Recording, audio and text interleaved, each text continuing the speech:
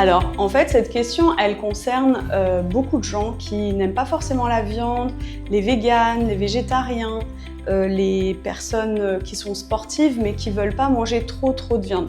Alors, il faut que vous vous assuriez qu'il y ait 3 ou 4 catégories d'aliments dans votre alimentation pour pouvoir combler les manques. Premièrement, assurez-vous que vous avez assez de légumineuses. Donc dans les légumineuses, vous avez les lentilles.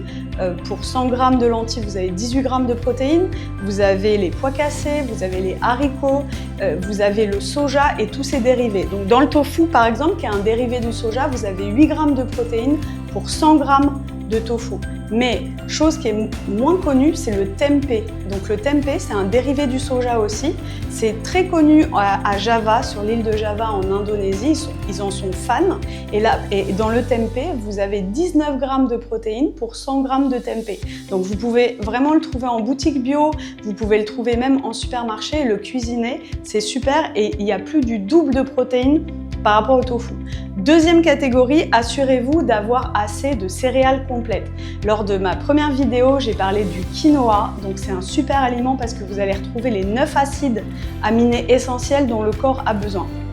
Mais vous n'avez pas que le quinoa, vous avez aussi le sarrasin, vous avez alors l'avoine, mais le problème c'est que l'avoine, il y a de l'avéine, qui est une protéine dont la composition ressemble beaucoup à celle de la gliadine qui pose problème avec le gluten et donc il y a beaucoup de personnes qui ne savent pas mais qui tolèrent pas bien l'avoine. D'accord? Donc la deuxième catégorie, c'est les céréales complètes.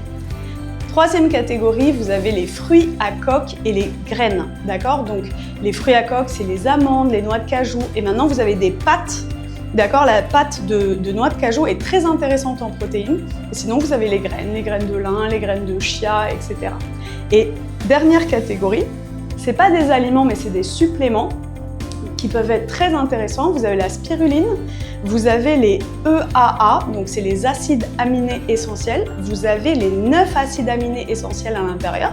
Donc vous le trouvez sous forme de complément alimentaire.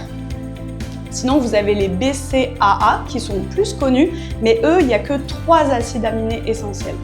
Vous avez les poudres de protéines, donc à base végétale, avec du pois par exemple, parce que ce qu'il faut savoir, c'est que les poudres de protéines d'origine animale, avec du lactose ou du lait, en fait, il y a beaucoup de gens qui ne tolèrent pas. Il y a plein d'études qui ont montré que c'était pas très bon pour le microbiote, ça nourrit les mauvaises bactéries de l'intestin. Voilà, j'espère que j'ai pu répondre à cette question. N'hésitez pas à vous abonner, à partager et à liker.